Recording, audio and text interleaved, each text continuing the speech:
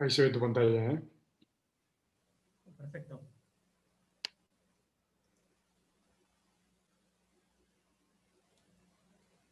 Esperamos un minutito. Dale, cuando tú quieras, ¿eh? Perfecto.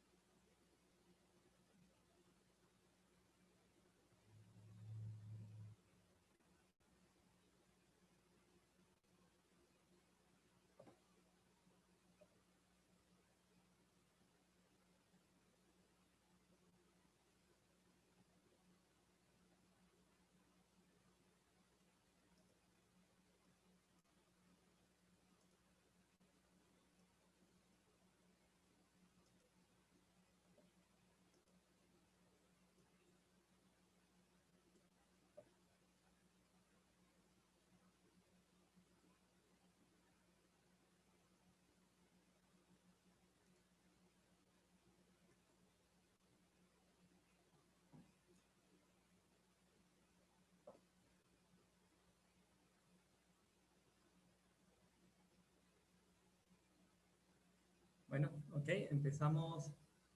Buenas tardes a todos, ¿cómo están? Mi nombre es Daniel Núñez. Hoy día vamos a hablar un poco sobre la introducción de String Programming. Espero que sea una charla muy entretenida. Si algún concepto no les parece bien en un primer momento, no se preocupen. Vamos a tener tiempo de sobra para poder hablar. Para ir haciendo la introducción, no esperen ver código fuente, no esperen ver cosas muy friki por aquí.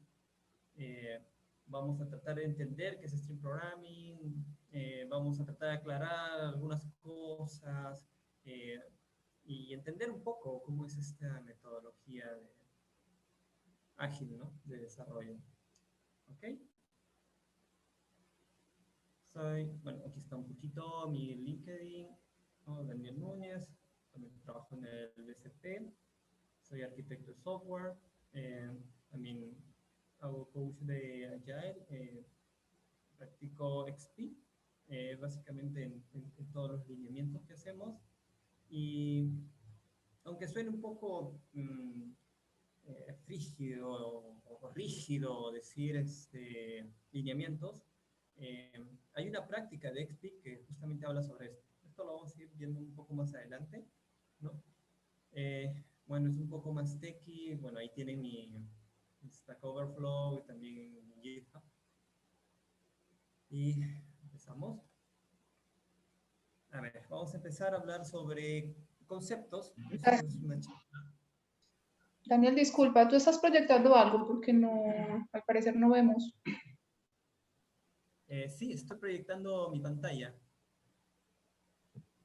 Vemos el escritorio. Ok. Ah.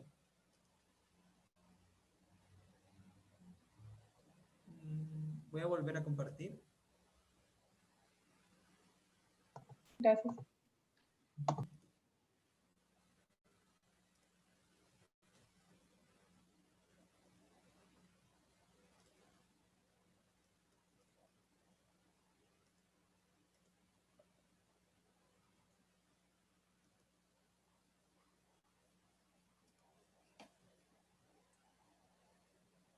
¿Sí?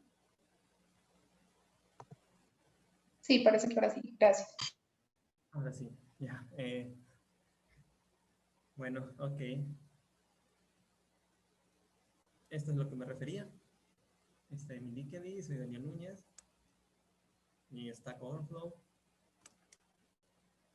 ¿No? Y bueno, acá nos quedamos. Ya explicamos un poco de String Programming. ¿Están viendo mis pantallas? Daniel, se ve un slide que dice Extreme Programming y luego del Ágiles. como una imagen, o sea, un programa de edición. Si quieres compartir Ah, todo tu escritorio, posiblemente va a ser mejor. ya entendí qué está sucediendo. O estás con la pantalla extendida, segundo en monitor o algo. Sí, debe ser eso. Ok, debe salir un XP solo. Ahora sí. Lo- sí, perfecto. Bueno, vamos a ver.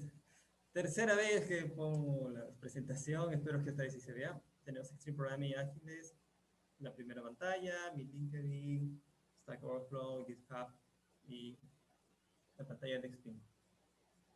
¿Sí? ¿Se está viendo? Sí, sí. Perfecto. Ok. Estamos empezando a hablar sobre la deuda técnica como metáfora. Para ustedes, hablar sobre programación, bueno, es una construcción humana de pensamiento. Mm, yo soy más de la parte de que el software no es un conjunto de instrucciones. Mejor dicho, me voy a que se puede representar como un conjunto de instrucciones, pero el software es un modelo, es un pensamiento. Es lo que está dentro de nuestro conocimiento y se puede expresar de forma lógica, eh, matemática lógica formal.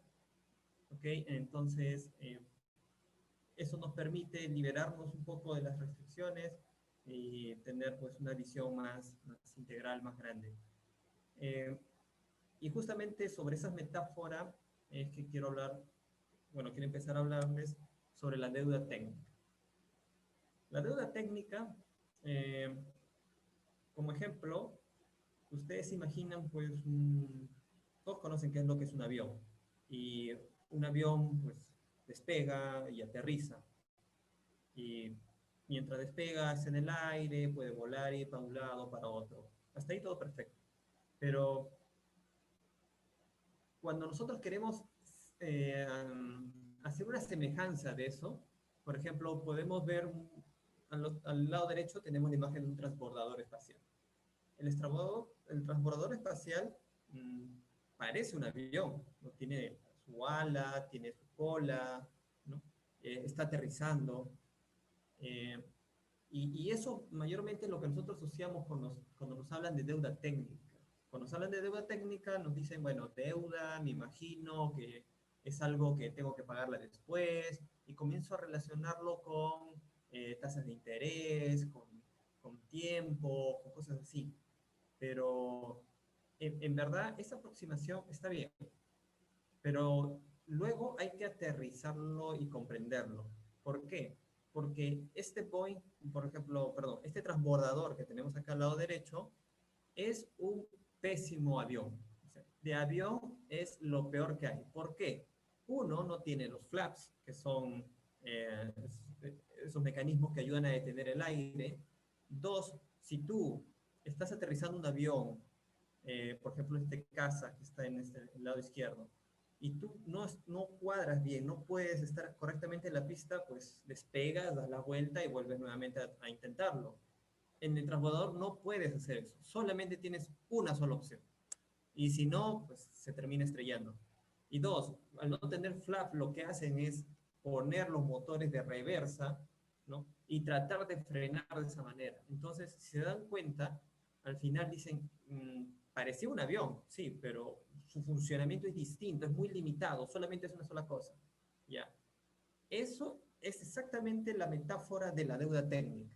La deuda técnica es una forma de decirlo, ¿no? Como una deuda, ¿no? A muchas cosas que podemos hacer para mejorar el software y que nos salga pues, económico y rentable en el tiempo, ¿no? Pero no es una deuda como nosotros conocemos de una deuda financiera.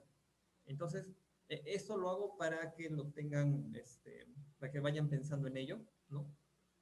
El siguiente ejemplo que tengo es SpaceX y Boeing. Todos conocen que SpaceX despegó, llegó a acoplarse con la Estación Espacial Internacional, ¿no? Y ellos, ¿qué resulta? Resulta que NASA tercerizó y empezó a trabajar primero con Boeing, con su Starship, su primera nave, y SpaceX entró después. Comenzó a hacer pruebas, bueno, se iba estrellando, pero seguían intentando, y Boeing un poco más lento, tratando de ir más seguro, pero ¿qué resulta? Que cuando llegó el momento de acoplarse, eh, la nave de Boeing no se pudo acoplar por un error. Y llegó a aterrizar en tierra, todo muy bien, pero no se pudo acoplar, ¿no? O sea, no lograron hacerlo. SpaceX, bueno, sí lo hizo y todo el mundo sabe, luego llevaron humanos, pruebas, ahora van a tratar de trabajar esto de forma comercial, ¿no? ¿Y cuál es lo que quiero rescatar, el mensaje que quiero rescatar aquí? El mensaje es de que en el caso del Space de Boeing, eh, ¿qué es lo que resulta? Que la NASA le dio 80 recomendaciones. ¿Qué significa? No significa que yo lo tercerizo y simplemente los dejo que hagan lo que hagan, sino que estás muy de cerca y sabes perfectamente lo que tienen que hacer, incluso cómo hacerlo, para poder alcanzar esas 80 recomendaciones. Entonces, eh, esto también igual lo tenemos ahí pensando un poco sobre ello, ¿ya? Y comenzamos con lo que es un sistema. Eh, Voy a pasar esto muy rápidamente, ¿no? Solamente quiero que se lleven algunas palabras, ¿no?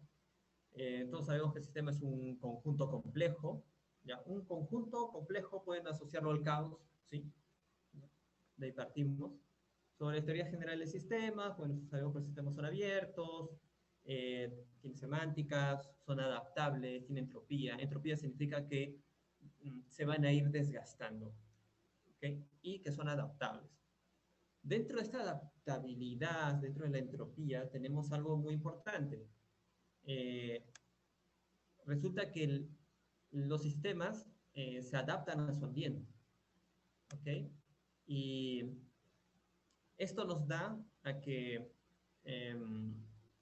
necesitamos un mecanismo de cómo se adapta. Norbert Wiener, bueno, estudió esto hace mucho tiempo y nos trae, bueno, su trabajo que es la cibernética, una definición donde hablan sobre un sistema complejo, ¿no? Lo pone dentro de lo comienza a modelar, eso es algo muy bueno, y te explica de que existe, muy aparte de entrada, un procedimiento y una salida, existe un entorno y una retroalimentación, ¿ya que? Para llegar a que esto se alinee. Entonces, esta cibernética, incluso el nombre de cibernética es de una palabra griega, ¿no?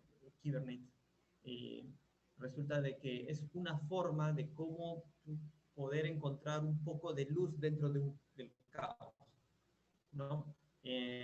Norbert Wiener es un ejemplo, por ejemplo, de tener un barquito, un bote, ¿no? Dentro de aguas turbulentas, está nublado, no puedes ver las estrellas y tienes el peligro de perderte de la orilla, ¿no? Y quedar en mar adentro y perderte. Entonces, si te ponen un faro, tú puedes ver una luz. Esa luz es la forma en que te guía, te orienta y dentro de todo el caos puedes encontrar la manera de cómo llegar a ese lugar, ¿no? Entonces, esto hace de que te lleve a un concepto de que los sistemas, pues, con las retroalimentaciones logran adaptarse al modelo. Entonces tenemos otros conceptos, por ejemplo, de la modelización, ¿no? Esto viene ya ¿no? de los sistemas. El concepto de una caja, pues, mm, no quiero decirle negra, oscura, pues una caja misteriosa, por decirlo así, son para poder colocar aquellos donde nosotros no conocemos qué es lo que hay adentro. Y bueno, que esto es algo abstracto y que lo puedes representar de forma lógico-matemática. Esto nos lleva, por eso les dije un inicio, no me voy por la máquina de Turing, yo me voy por el lado del cálculo del lambda, del cálculo lambda, ¿no? Este es el cálculo lambda, que hay un ejemplo, donde es una forma, es un modelo formal en cual te puede explicar lógicamente estos conceptos complejos del sistema. Es aquí donde nace, ¿no? por ejemplo, una de las definiciones de software, bueno, bastante minimalista, pero bueno, software al fin y al cabo, y te ayuda a representar. Entonces nosotros entendemos que el software nos ayuda a representar los sistemas, que es una realidad, entonces podemos hablar de abstracciones de la realidad en nuestro software. Ok, de ahí la informática, todos conocemos, bueno, qué es la informática, pero quiero resaltar este punto, ¿no? Donde nos habla Nau, sobre que la informática no explica todo, solamente explica, bueno, cosas basadas en los datos, la automatización de la información, pero el pensamiento no funciona así, es algo plástico, no es algo que se para adaptando, cambiando. Entonces, esa plasticidad que tenemos nosotros al momento de pensar difiere de las máquinas de Turing, ¿no? Que no tienen esa plasticidad, eso es lo que nos dicen básicamente. Entonces, el desarrollo de software, ¿no? Es una actividad humana, ¿no? De gente, de grupos que interaccionamos entre nosotros. Entonces, en Holub, yo puse acá un ejemplo de Holub, de un comentario que hizo en un blog de que él lo ve como un prerequisito para Agile, o sea, la orientación a objetos. Y aquí nos vamos directamente a lo que es cómo representar los objetos, es decir, toda esa metáfora de representar objetos del mundo real abstraídos en nuestro software es un prerequisito para Agile. Entonces, si se dan cuenta, poco a poco, todos los que conformaron el manifiesto vinieron de tener experiencia de trabajar en programación orientada a objetos, ¿no? De tratar de representar esa realidad en nuestro software mediante objetos. No es tanto la definición de Alan Kay, okay, que él tiene una definición bastante muy buena, bastante fuerte, pero la industrial, la que tenemos hoy en día funcionando, donde hay varios lenguajes como Java, C Sharp, Python, Ruby, tienen un mecanismo distinto, un poco distinto a lo que Alan Kay pensaba. ¿Okay? Pero al fin y al cabo, los que definieron Agile trabajaban con estas herramientas, con estos lenguajes de programación orientados a objetos industriales. Entonces, vamos un poco a la agilidad, ¿no? Como en realidad, nosotros queremos un equipo pues, que trabaje muy bien, sea totalmente horizontal, ¿no? Y el otro es la otra forma como a veces los que no conocen o a los altos niveles enterprise lo ven, piensan, ¿no? Erróneamente que es. Entonces, ¿esto a qué nos lleva? Tenemos que comenzar a hacer algo, ¿no? Algo un poco más, más objetivo, ¿no? Para poder dar visibilidad de lo que se está haciendo. Uno de ellos es el software y producto digital. Entonces comenzamos a hablar el lenguaje de negocios, ¿no? Diciéndole, mira, estamos haciendo productos digitales, ¿no? Y el software es un producto, ¿no? O, bueno, o proviene de la abstracción de la realidad, pero al final tu producto digital está basado en software, ¿ya? Entonces tienes que hacer buen software. Y la transformación digital requiere pues, productos digitales. Entonces, el software está ahí. ¿No? Tenemos que hacer un cambio, si queremos transformarnos, en pensar en estos productos digitales, todo lo que conlleva, y que el software es una parte fundamental, importante que está ahí. Entonces, el manifiesto te da valores muy importantes para comenzar a orientarte. Entonces, del ejemplo que di de Norbert Wiener al inicio, ¿no? Sobre el faro que te ayuda a orientarte para llegar a algo, ¿no? El manifiesto es como ese faro, ¿ok? Te ayuda a que tú orientes todo ese caos que tienes, ¿no? Y llevarte hacia un lugar. Tiene más detalles en los principios, pues que son 12, Y aquí es donde comenzamos a ver las relaciones que existe uno con el otro. ¿Qué resulta? Que XP, bueno, y Scrum y todas esas metodologías, bueno, perdón, Scrum es un framework. Todo eso que apareció antes, eh, Kent Beck los juntó a todos, ¿no? Y comenzaron a tratar de hacer más abstracción, ¿no? Algo que pueda ayudar a todos. Entonces tenemos bastantes similitudes. Uno de ellos es de que originalmente XP tenía 4 valores y también salieron 4 valores del manifiesto. XP tiene 12 prácticas núcleo cuando empezó la primera versión y tenemos 12 principios del manifiesto. Bueno, no sé qué influencia ha tenido Kent, que lo único que tengo por ahí, algo verídico, es que él empieza en el primer nombre porque lo ordenaron de forma alfabética por apellidos. Sale primero Kent Beck también. Hizo todo, bueno, magistralmente. ¿Y dónde aplicar XP? Aquí voy a empezar rapidísimo, ¿no? Quizás a algunos les parezca muy conocidos. Uno es donde los requisitos o necesidades no están claros. ¿A quién no le ha pasado? Los requisitos o necesidades, bueno, cambian durante la creación del software o producto digital, ¿no? Se espera una muy alta calidad del producto y necesitas una visibilidad del proceso que sea explicable y entendible. Entonces, si deseas todo esto, XP te puede ayudar. Y ahora vamos con XP, esto es un poco más, vamos profundizando. XP en verdad es bastante vertiginoso. En un momento estás hablando de metáforas, cosas muy abstractas, y luego estás en el código. Y luego subes nuevamente a las abstracciones para poder hablar con el negocio, poder entender algo, y luego bajas al llano. XP trabaja así. Y es una metodología porque este conjunto de prácticas que tiene muchos métodos te exige que los estudies, te exige a que si tu conjunto de métodos o prácticas no está funcionando, vas a tener que ajustarlos. Vas a tener que decir, bueno, esto no está dando, tengo que poner algo ahí. XP viene con un conjunto de prácticas que, bueno, ya lo probaron, dicen, oye, esto funciona muy bien, pero es responsabilidad de los que lo adoptan ver si realmente está funcionando bien y estudiarlo, o sea, no solamente adaptarlo, sino estudiarlo para lograr ese fin.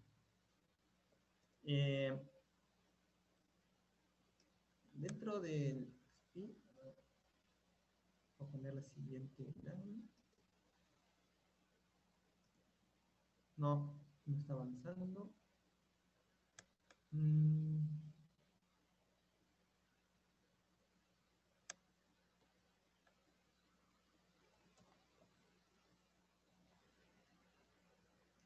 Ok. Ha salido un error. Un momentito, por favor, para continuar donde me quedé.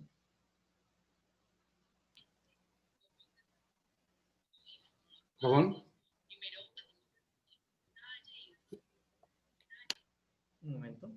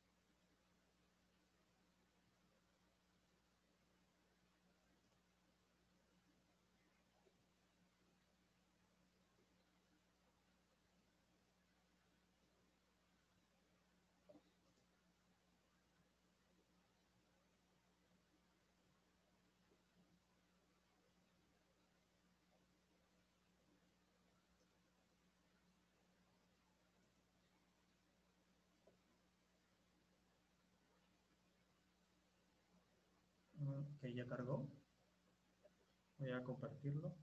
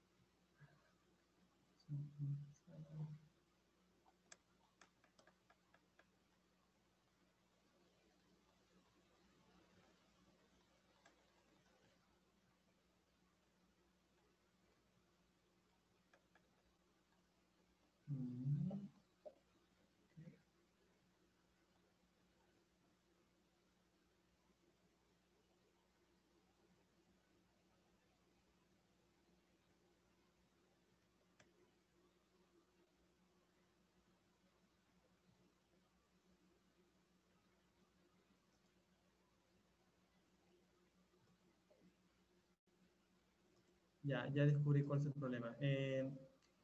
Tengo una animación que al parecer está muy pesada y me está dando error, así que lo voy a poner sin animación. Espérenme un segundo.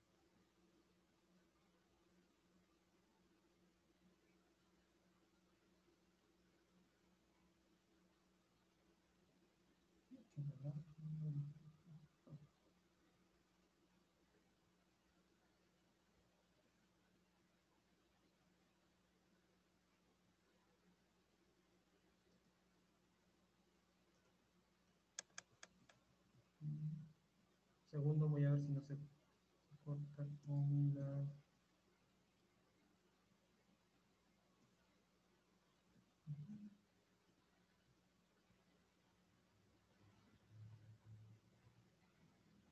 Ya. Muy bien. Sí, no se corta. Ya, esto es lo que voy a compartir. Discúlpeme en el problema. Ya está en pantalla. Sí, lo pueden ver. Voy a subir un poco el zoom. Vamos a ver así. Ya. Ok. Aquí nos quedamos. Muy bien. Este es la primer conjunto de... No son todas las prácticas. Es la primera lámina donde yo les quiero explicar las prácticas. Tenemos... entonces, 5 prácticas. La parte superior son las prácticas un poco más orientadas hacia la planificación del cliente, ¿no? XP te habla de prácticas muy grandes, o sea, de conceptos y una visión grande. Por ejemplo, la visión del on-site customer, es decir, el cliente en el lugar, pero de una vista mucho más grande. Eh, ¿Por qué? Porque XP en realidad es seguir las ideas de XP, no seguir exactamente lo que está escrito, ¿no? De forma imperativa, sino ser más abstracto, entender a qué se refería, cuáles eran sus ideas.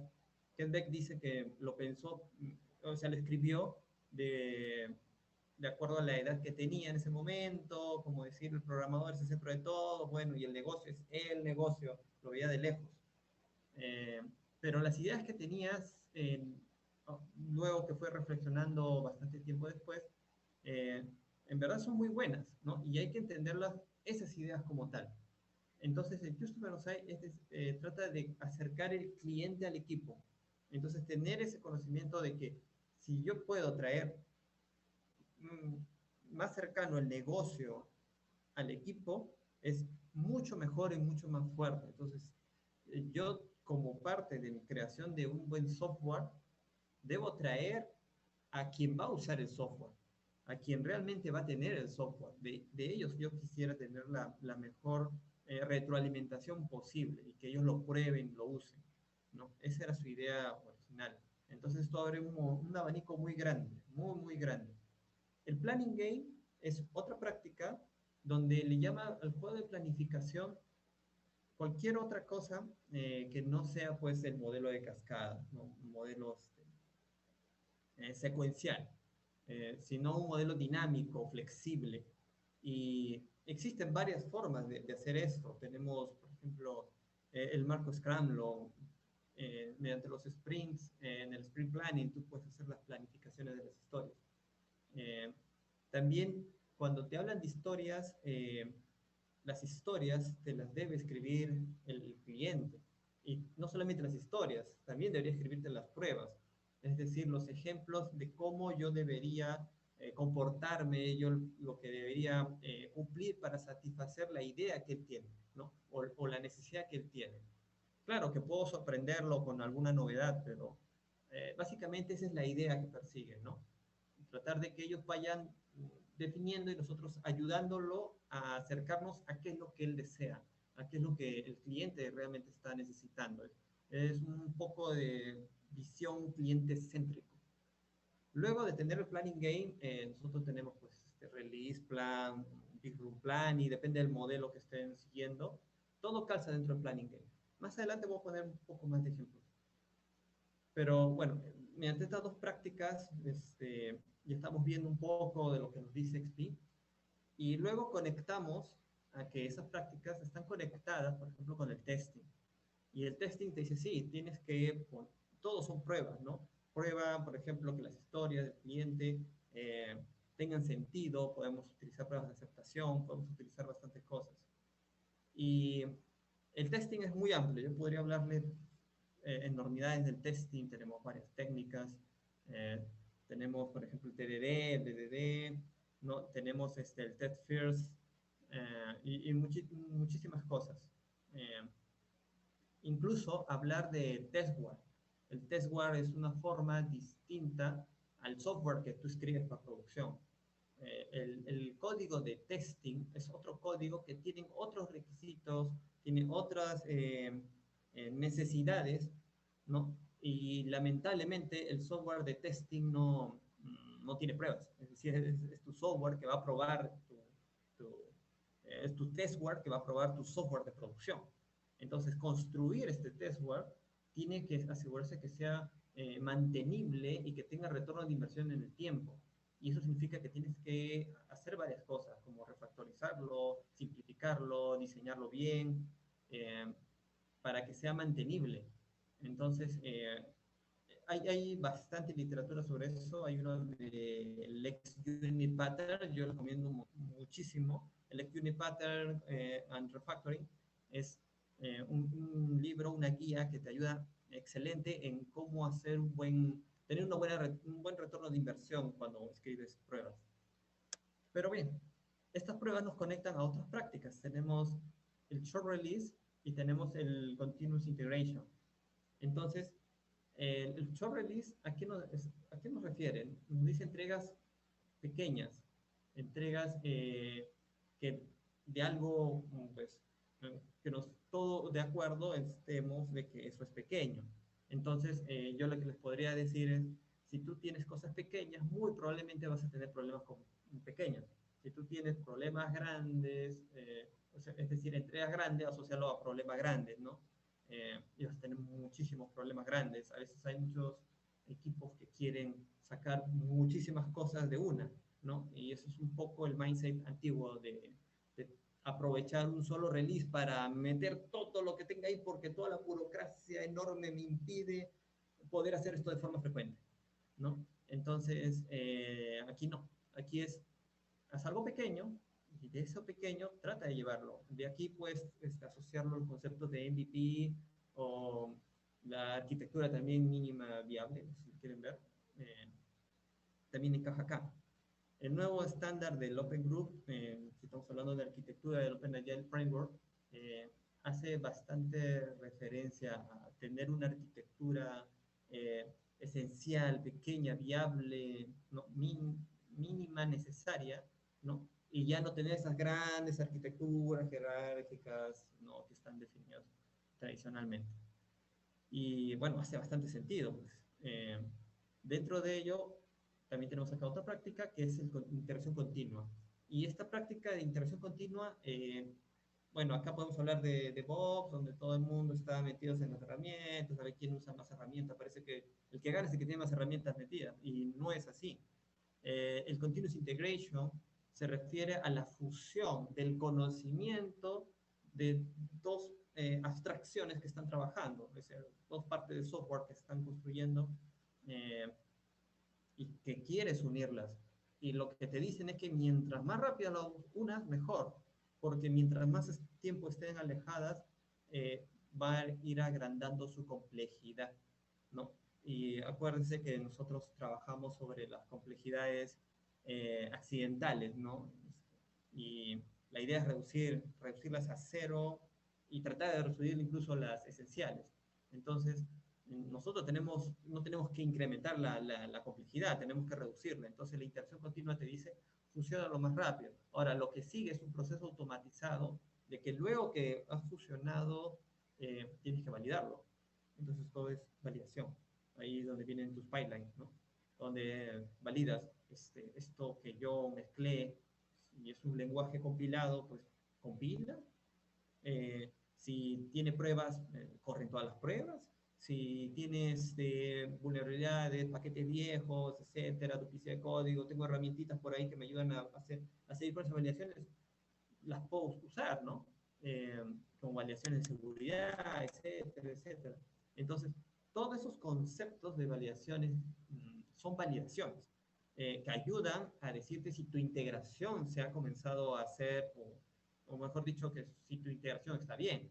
Pero la práctica de integrar no es esa, no es la validación, sino es el hecho de juntar lo más rápido posible los trabajos que se han ido haciendo, ¿no? Y esto es lo que te dice un poco. Incluso si vamos a Domain Driven Design, también te habla de los diseños, de que tienen que estar unidos, cohesionados con una integración continua. Entonces, siempre te hablan de tratar de unirlo, no de validarlo, sino de unirlo. Eso es lo más importante, ¿no? Unirlo frecuentemente. Hay equipos que pues, integran cuando ya están pues horas para pasar a producción, entonces eso no hace sentido. Luego vamos a hablar con más prácticas. Tenemos aquí otros conjuntos de prácticas, por ejemplo, tenemos el refactoring, el diseño simple. Estas prácticas las he sacado de la primera versión de Stream Programming, no de la segunda. Lamentablemente, cuando comienzan a dar un vistazo a Stream Programming, empiezan desde la segunda versión. La primera versión te habla un poco más de las ideas que tiene. En la segunda, bueno, trató de hacer algunas adaptaciones, ponerlo un poco más integrado con el negocio, pero leer la primera te ayuda muchísimo para entender mucho más fácil la segunda. Entonces, todo lo que os estoy poniendo aquí ahora es la primera versión. Yo trabajo bastante con la primera versión. Entonces, la primera versión te habla de las prácticas del refactoring, te habla de las prácticas del diseño simple, del pair programming, ¿no? De los coding estándar, que justamente yo les hablaba de lineamientos, ¿no? Entonces, el coding estándar, por ejemplo, te ayuda en eso. Te dice, mira, si nosotros dos, un programador o un developer, habla con otro developer, ¿no? Y este programa de una forma distinta, etcétera, etcétera, pero no siguen algo mínimo para poder integrar más fácil con lo que está haciendo el otro, entonces eso va a dificultar el trabajo. Entonces aquí viene uno de los primeros valores de XP, ¿no? Que son 4, bueno, son 5 ahora, pero los 4 que eran era comunicación, ¿no? Feedback. Entonces la primera forma de comunicarnos más fácil es ponernos de acuerdo en algo. Entonces, lo primero que nos tenemos que poner de acuerdo es tener por lo menos un estándar mínimo para poder comunicarnos mucho más fácilmente. Entonces, bueno, si estamos en una empresa, sea la dimensión que sea, comenzamos a trabajar sobre eso, ¿no? Y decimos, ok, yo voy a trabajar contigo, mira, hay ciertos lineamientos estándares, vamos a tratar de usarlos, y si no nos sirve, pues no hay problema, porque tenemos, y acá viene el otro valor de XP, que es la retroalimentación, ¿no? Vamos a decirle a quien dio estos lineamientos, pues que esto no sirve. Y ya está, ¿no? Le damos nuestro contexto, le decimos, mira, acá no sirve y arregla tu lineamiento. ¿no? Y nosotros podemos hacer igual nuestro estándar, porque el fundamento es comunicarnos mejor entre nosotros. No seguir un lineamiento de forma ciega y decir, bueno, este es el lineamiento y lo tengo que seguir porque me dijeron. Eso no. Se trata de que entiendas la práctica, de que el código estándar es para que te ayudes a comunicar mucho mejor y tengas más productividad en lo que haces. Y esto nos lleva, bueno, a la formación en pares, que es llevar pues, la revisión de código, más allá de solamente revisar el código, sino de tener una visión, ¿no? de que alguien te ayude a mantener el foco estratégico, ¿no? Y que no lo pierdas, mientras otro está haciendo la codificación, ¿no? Escribiendo los detalles, porque resulta que a veces te enfrascas mucho en los detalles y estás dándole vuelta a los detalles y pierdes el foco principal, ¿no? Que es la abstracción, la estrategia, a dónde quieres ir. Entonces, la programación en pares te ayuda muchísimo en eso, y no solamente eso, más adelante lo vamos a ver, creo que sí nos va a dar tiempo, ¿no? Y bueno, la otra práctica es la refactorización, ¿no? Cómo tú lograr más eficiencia para comunicar mejor tu código, ¿no? Si puedo explicar lo mismo de pues, unas 50 líneas, lo puedo explicar en 5 líneas y se entiende, pues perfecto, ¿no? Refactoricemos, vamos por eso. La refactorización, Martin Fowler te habla de que es economía. Cuando hablas de refactorización es para economizar, es para poder obtener más rendimiento de lo que tú haces. De tu trabajo que haces en realidad, ¿no? Te lo van a agradecer mucho cuando sucede un bajo en producción y puedas leer entre 5 líneas y saber cuál de ellas es la que está generando el problema, ¿no? En vez de entrar a una sábana y mientras la gente que lo está usando está reventando el teléfono. Esto es algo muy, muy, muy importante. Y otro es la simplificación del diseño. Es decir, refactorizar va a mantener la misma funcionalidad, pero simplificación de diseño te va a que todo el conjunto, viendo un poco más abstracto, tenga un diseño mucho más simple, más fácil de entender el todo de cómo funciona, ¿no? Y poder delimitarlo mucho mejor. Esto nos lleva también a otro conjunto de prácticas, que los tengo por aquí. Sí. Voy a quitar estas flechitas ya, para que quede más chiquito. Ok. Este es otro conjunto de prácticas, ¿no? Tenemos aquí 2 prácticas más, que es el System Metaphor, la metáfora del sistema, y el Collective Code Ownership. Estas 2 prácticas son, perdón, y una tercera que es la más importante, que incluso es por la cual comenzar, que es el ritmo sostenible. Rápidamente, la metáfora del sistema es pensar el sistema como un todo, como una metáfora, ¿no? Entonces, el cliente debe entender también cuál es la metáfora de su cliente, de su sistema, perdón. Entonces, en el mundo empresarial, por ejemplo, cuando estamos hablando de sistemas grandes, entonces lo que hacemos es que el cliente tiene que tener bien en claro cuál es no solamente su alcance, sino de qué cosa es propietario, para que otro por allá en alguna otra área o servicio pues, no lo esté haciendo o duplicando, ¿no? Porque eso genera un montón de caos y complejidad. Entonces, dentro de este concepto, de esta práctica de la metáfora del sistema, tenemos herramientas que nos ayudan a diseñar, a modelar, a establecer la arquitectura, como por ejemplo una de esas metodologías es el Domain Driven Design. El Domain Driven Design calza aquí perfectamente, porque te habla de contextos delimitados, de cuáles son tus dominios. Entonces tú puedes comenzar a organizarte en base a dominios, sacar tu contexto y decirle, mira, este es tu contexto, cliente, este es todo lo que tú puedes modificar y es lo que deberías tener. Y esto nos da autonomía al equipo para trabajar sobre esto, ¿no? No estés integrando cosas que no son tuyas, porque pues le complicas la vida al otro que quiere hacer algo y te va a depender de ti, entonces va a ser un problema grande, ¿no? El otro tema también es que debes tener tu mapa de contexto, decir tu contexto, dentro de qué grupito está, ¿no? Y comenzar a trabajar. Bueno, obviamente el Domain Driven es muchísimo más grande, ¿no? Te habla de un montón de cosas para llegar a la parte estratégica, la parte táctica, etcétera, ¿no? Pero esa es una partecita dentro de la metáfora del sistema, porque acá también tienes otras técnicas como el CRC, ¿no? Tienes herramientas que te ayudan a diagramar tu complejidad, tu arquitectura, y tienes otras herramientas que te ayudan a modelar, que es totalmente distinto, ¿no? Algunos piensan que mi generador automático, ya, con eso voy a modelar. No, ese es para representar tu modelo, pero no te ayuda a modelar. Para ayudarte a modelar hay otras técnicas, Entonces, la metáfora del sistema es muy importante porque te ayuda a pensar en eso y a ordenarte, ¿no? Y si tú lo sumas junto a las demás prácticas, pues te hace sentido, te ayuda. Ahora nos vamos a la otra práctica del Collective Ownership, que resulta que es algo muy bueno. Lo voy a asumir rapidísimo. Significa de que tú tienes que conocer cada punto de todo lo que incluye tu sistema. O sea, tienes que conocer tu sistema. Y si no puedes conocer tu sistema, va a pasar, no sé, por ejemplo, en Scrum, cuando ustedes están con los post-its puestos en las tareas, ¿no? Y cogen cada uno sus tareas, y uno terminó una tarea, ¿no? Acá elimina el hecho de que alguien te asigne una tarea, sino tú la coges, tú haces un pool de esa tarea porque tienes el Collective Ownership, porque tú puedes coger cualquier tarea y comenzar a trabajarla.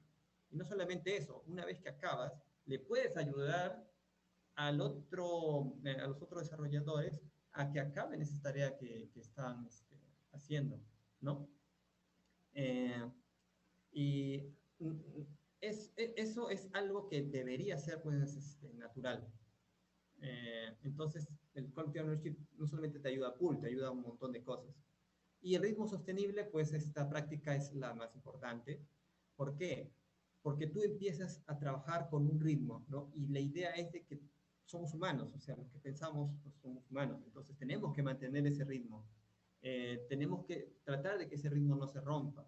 Y este nombre lo he escogido de la segunda versión, porque la primera versión era 40 horas a la semana, pero esto cambia de país en país, entonces simplemente le dieron vueltas y comenzaron a definirlo de una mejor forma y quedó como ritmo sostenible, pues es lo mejor que el equipo puede mantener, perfecto, entonces vamos por ahí, ¿no? Entonces si yo comienzo a trabajar usando una práctica, debo mantener el ritmo usando esa práctica, luego puedo agregar otra, ¿no? Aunque una práctica pues incluye cositas pequeñas de la demás, pues no hay problema, ¿no? Tú lo vas incluyendo, pero no de golpe, ¿no? El Big Bang no funciona acá. Bueno, en verdad nunca he visto dónde funciona un Big Bang, pero no seguir ese concepto, sino seguir ese concepto de poco a poco.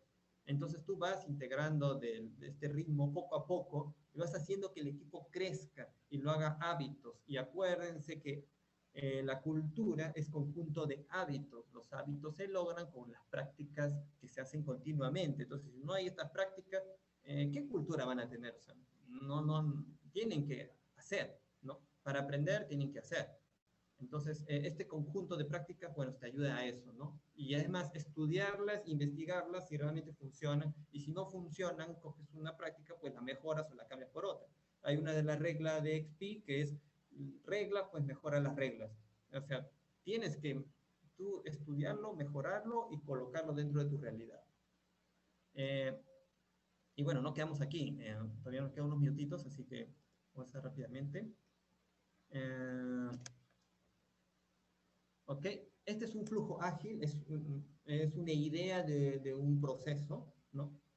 Como tal, quien aparece en el caballito es Donovan Wells, él trabajó justamente donde en C3, en el Krasner, donde nació XP, todo este tipo de cositas, trabajó con Kent Beck, él fue justamente un colaborador muy importante que ayudó a hacer el Collective Ownership, ¿ok? Y también tiene su sitio de extremeprogramming.org, lo pueden visitar, ahí está más a detalle cada una de las prácticas. En esta Agile Flowchart, donde yo lo he sacado, tenemos un flujo donde te dice, mira, este es un flujo ágil, súper sencillo, te dice, comienzas con características pues, que no han sido terminadas, separan las más importantes, armas tu plan iterativo y empiezas con un plan honesto, ¿no? Y aquí este es el primer filtro, tiene que ser honesto. Es decir, cosas, por ejemplo, ¿qué cosa puedes estimar? Yo puedo estimar, por ejemplo, copiar un archivo de un lugar a otro. Ya, eso es algo pequeño, para mí, sí, pequeñito, es honesto, ¿sí?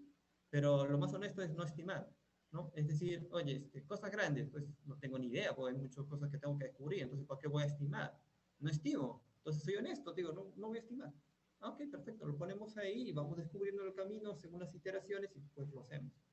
El siguiente punto es la comunicación diaria, bueno, en Scrum es daily, pero depende, bueno, la metodología que utilicen. En la comunicación diaria, ¿para qué se utiliza? Acá utilizaron, por ejemplo, la práctica que era el standard meeting, que simplemente que todos estén parados y con la idea de que se quieran sentar y que el que dure poco la reunión. Entonces, el concepto no es que estén parados exactamente, sino que la reunión pues sea pequeña, ¿no? Eso es, ¿no? Y que el equipo se empodere, que el equipo hable sobre cómo tener mejor empoderamiento de lo que están haciendo.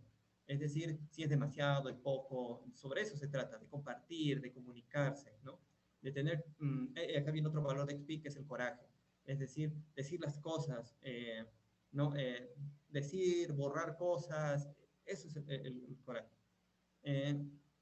Luego debes tener un software funcionando, ¿no? ¿Por qué? Porque toda esta abstracción que estás haciendo se materializa en un software. Entonces, eso es, tienes que tener un software que funcione, ¿no? Y luego, pues, le tomas el pulso a todo el proyecto para ver cómo va, si el ritmo se mantiene sostenible, ¿no? Si estamos yendo por el buen camino, por el mal camino, y todo ese tipo de cositas. Este es lo mismo, bueno, le iba a explicar con animaciones, pero no se pudo, ¿no? Y bueno, acá vamos con un bucle. Este bucle, ¿en qué consiste? Consiste en, por ejemplo, tú tienes un release plan y tú empiezas de un release plan, ¿no? De un plan de despliegue. Y ahí tienes que tener en consideración, mira, lo que yo voy a planear tiene que ser pequeño, breve, ¿no? A veces algunos hacen release plan de 6 meses, eso es imposible, o sea, ahí están mintiendo.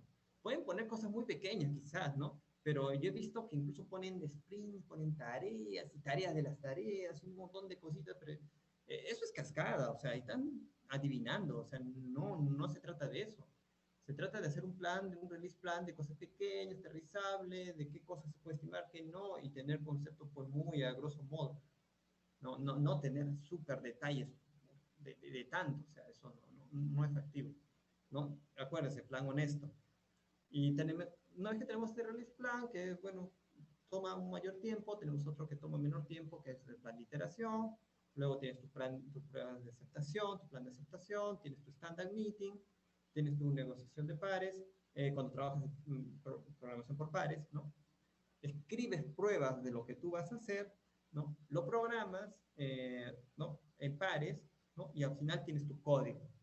Y si alguno de estos necesita una retroalimentación, pues lo das, ¿no? Para mejorar el sistema. Y esto es básicamente lo que te habla de XP. Esta es la idea de lo que trata de XP. Y voy a continuar rápidamente. Esto es ya más a detalle, o sea, aquí yo sí les invito a que entren en la página, van a encontrar el detalle, pero este detalle ya te habla, por ejemplo, de cómo entran las historias de usuario, cómo es tu release plan, que antes necesitas tu metáfora del sistema, te dan un poco de las prácticas dentro de un flujo, ¿no? De que para hacer tus entregas, tu pequeña entrega, necesitas pasar pruebas de aceptación, ¿no? Dentro de la iteración, por ejemplo, ¿qué necesitas? Están tus inputs, tus outputs, vas a tener que hacer un desarrollo. Dentro de tu desarrollo, antes de empezar el desarrollo, tienes que hacer un standard meeting, ¿no? Y luego te va a llevar a un collective code, o sea, ownership práctica. Y cuando entras dentro del collective code ownership, aquí está pues los conceptos de programación en pares, la iteración continua. Acá en la programación en pares, por ejemplo, te dice, antes de empezar la programación en pares, te dice crear una prueba unitaria, perfecto, la tengo la prueba unitaria. Luego te dice, tienes que refactorizar lo que estás haciendo, ¿no? Para que algo que sea complejo sea simple. Ah, perfecto, entonces voy haciendo esas cosas, ¿no? XP te dice hasta este nivel. Y eso es muy bueno. Luego te dice, ¿sabes qué? Collective Ownership significa que todos conozcan. Como estamos trabajando en pares, pues chocolatamos los pares, cambiamos. Tú estabas trabajando en par conmigo, ahora trabaja par con otro, de tal manera que todos vamos colectivamente obteniendo el conocimiento. Y esto es bastante importante, ¿no? También si necesitan ayuda, acá te dicen, mira, si necesitas ayuda, pues llama a alguien y que te ayude, ¿no? Terminas, integra lo más rápido que puedas, pasa tus pruebas, todas tus validaciones que tienes, no, acá te dice 100%. Y esto me gusta porque, bueno, es extremo. Y luego pasas tu presentación y todo sube y tienes tu release plan, ¿no? Ahora, vamos un poquito con Scrum. Scrum tenemos nosotros pues un equipo de desarrollo, tenemos un dueño de producto y tenemos el Scrum Master. En XP también hay roles, ¿ya? El coach, tienes el rol el tracker, tienes el user, tienes un montón de otros roles que bueno, casi no lo he visto utilizarse en otro lado, ¿no? Sobre el rol del Scrum Master, pues yo lo veo bastante heroico. calza dentro de las prácticas de XP. Por ejemplo, acá se los quiero poner. No se nota muy bien, pero aquí los puse en el Planning Game, que tenemos Scrum, los OKR, Spotify, el Business Agility, están dentro de esta sección del Planning Game, ¿no? Que ayudan a mejorar la planificación de lo que vamos a hacer. Y el Product Owner en el Customer Onsite como una representación de los clientes. Pero quiero que se lleven esto. XP te acerca al cliente. En XP tú puedes tener 2 clientes, no hay ningún problema. El XP te dice, mientras más tenga el negocio conmigo, mucho mejor. XP es atender al cliente. Es decir, no llega un Product Owner y él me va a decir qué es lo que tengo que hacer. No, yo lo abordo, yo lo entiendo, yo le invito a que forme parte de nuestro equipo de trabajo y todos colaboran para que se sienta a gusto y trabaje de forma colaborativa con nosotros. Son equipos muy, muy empoderados, muy autoorganizados. Son equipos que trabajan de esa manera. Por ejemplo, el modelo Spotify, ¿qué te diría yo con XP? Pues yo te digo, siempre debes parecer un equipo de 8 personas, ¿sí? O sea, por más grande que tengas, debes parecer un equipo de 8 personas para que funcione XP. Eso es algo metafórico, pero eso sí es para que se lo lleven y estén pensando, ¿no? En el Business Agility vemos que nació después y todo eso, pero para resumirlo, ¿no? XP te ayuda a dar visibilidad, es decir, XP te ayuda, al menos en lo que es el software, información de objetos, te ayuda a decir dónde estás flaqueando, qué punto te está faltando, ¿no? Es muy quisquilloso para meterse en ese momento y decirte, mira, en tu cadena aquí se va a romper y todo va a ser un desastre. Entonces, eso es lo que te ayuda XP, es algo bastante valioso. Y este ejemplito, pues ya estamos en la hora. Con esto termino. Es el ejemplo de Ken Beck, que dio su conferencia 20 años después, que hablaba de que el problema del perro que mira. ¿A qué se refiere? Cuando tú a un perrito, tú quieres decirle, mira para allá, ¿no? Tú piensas que el perrito va a mirar para allá, pero ¿qué resulta? Resulta que no. Lo que va a hacer el perrito, quizás mirará tu dedo o mirará a otro lado y tú dices, no, mira para allá, mira para allá. Y el perrito sigue mirando tu dedo. Entonces, si tú hablas a alguien sobre práctica, por ejemplo, formación con pares, TDD, ¿no? La gente se va a centrar en la práctica.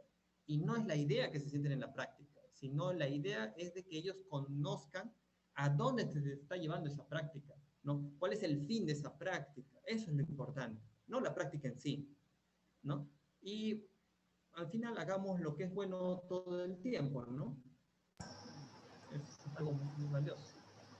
Y hasta aquí terminamos esta introducción a XP. No sé si habrá tiempo para preguntas, pero quien desee puede preguntar y gustosamente lo ayudaré. Voy a prender la luz, sorry, un segundito.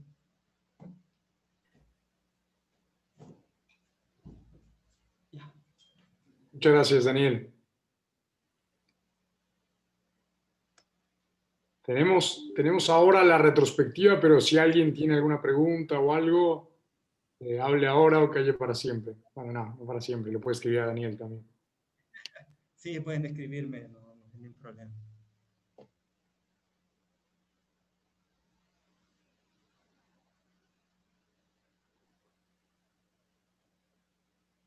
Bueno, me parece que no hay preguntas, pero ahí están tus datos, que queden en contacto y nos vemos en la retro, los que tengan ganas. Gracias, Daniel. Mira, ahí hay una pregunta.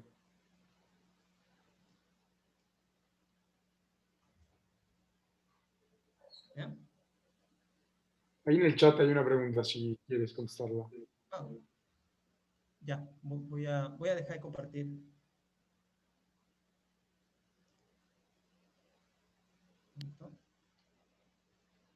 Voy a... ¿Qué? A ver. Sí, tengo acá la pregunta. Estoy abriendo el chat, un momento. Los roles, entonces, usan las de Scrum en tu experiencia. Los roles, entonces, usan las de Scrum. Los roles usan las de Scrum. No. Scrum es un marco que es compatible con XP, ¿no? Pero XP en realidad, si tú estás usando una práctica, ya está haciendo XP. Lo que yo diría es que los roles de Scrum, es para el marco Scrum, es compatible con la idea que persigue XP, sí, sí, sí, ¿no? El Scrum Master ayuda a que el equipo Scrum funcione mejor, es algo, por eso yo lo llamo bastante heroico, pues tiene que hacer muchísimas cosas, y eso está bien. Ahora, no es que usen los roles de Scrum, yo creo que son dos pensamientos distintos en la forma como fueron concebidos. Scrum existió mucho más antes, ¿no? XP te ayuda más a un punto de vista metodológico, que trates tú de entender los conceptos, las prácticas, a dónde te llevan esas prácticas, ¿no? Eso es lo que yo lo veo. Una Sí, consultita sí, claro. Hola, Eduardo. para aclarar un poquito la pregunta. Es que lo escribí rápido porque ya se estaban despidiendo. Lo siento, que no estaba muy clara la pregunta. Pasa que en XP hay otros roles también que tú mencionaste, ¿no? Como el tracker, el agile coach, que de hecho en algún lugar he escuchado que este rol de agile coach que está pegando muy fuerte ahora, o sea, nace en XP. No sé cuán cierto será eso, no me consta.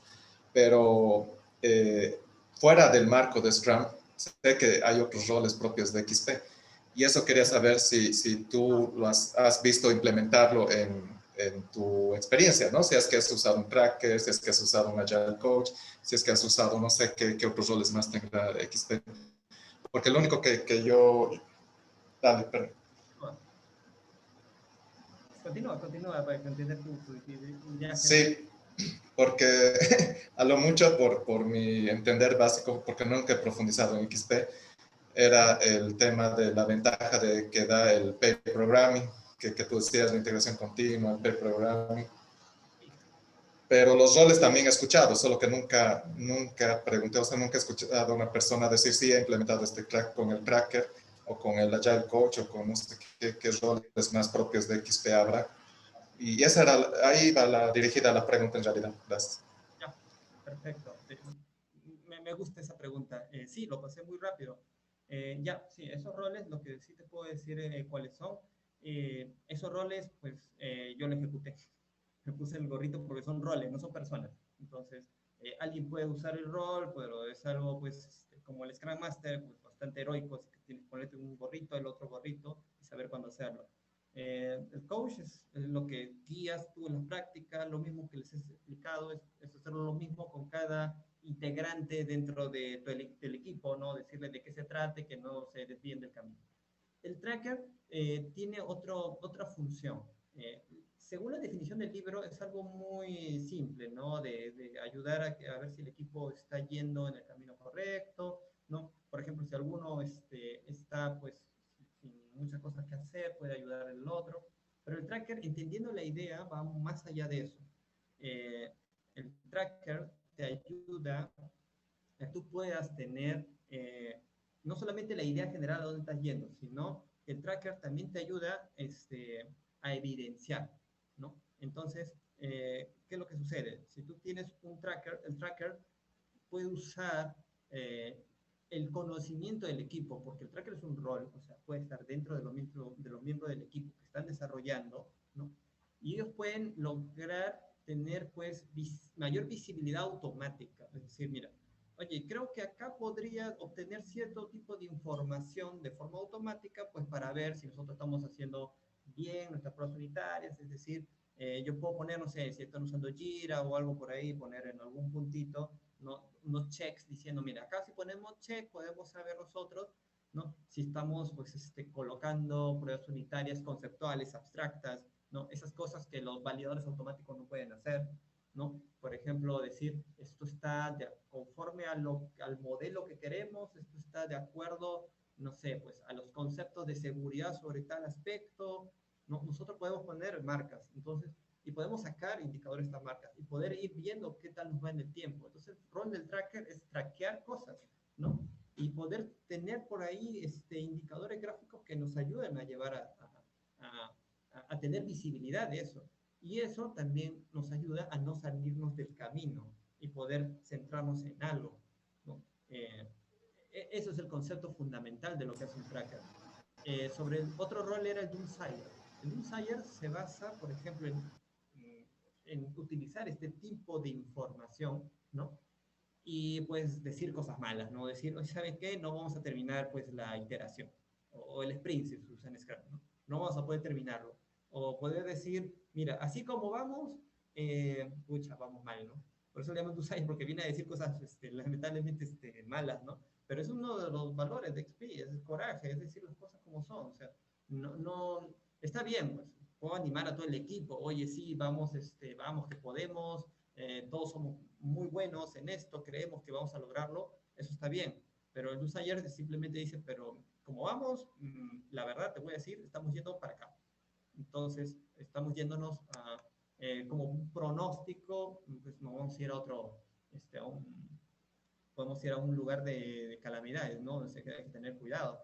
Y es mejor tenerlo antes, sus feedback, ¿no? Un valor de feedback temprano. Entonces, nos dan el feedback, decimos, muy bien,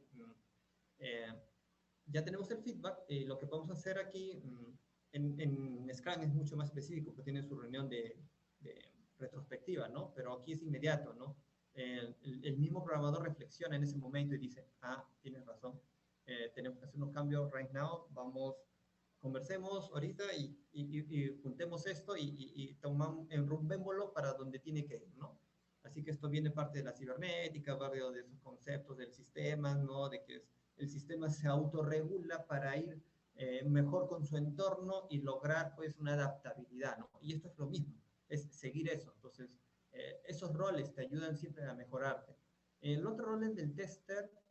Puede haber un tester aparte, pero se motiva a que todos los miembros del equipo sean tester. Eso también es otra parte de XP, de que todos podamos escribir pruebas de todo lo que estamos haciendo y escribir bien las pruebas respecto a lo que el cliente quiere.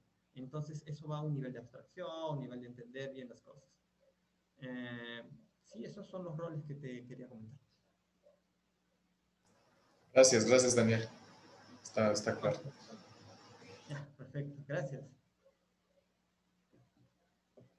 Bueno, yo voy a la otra sala. Muchas gracias por estar aquí.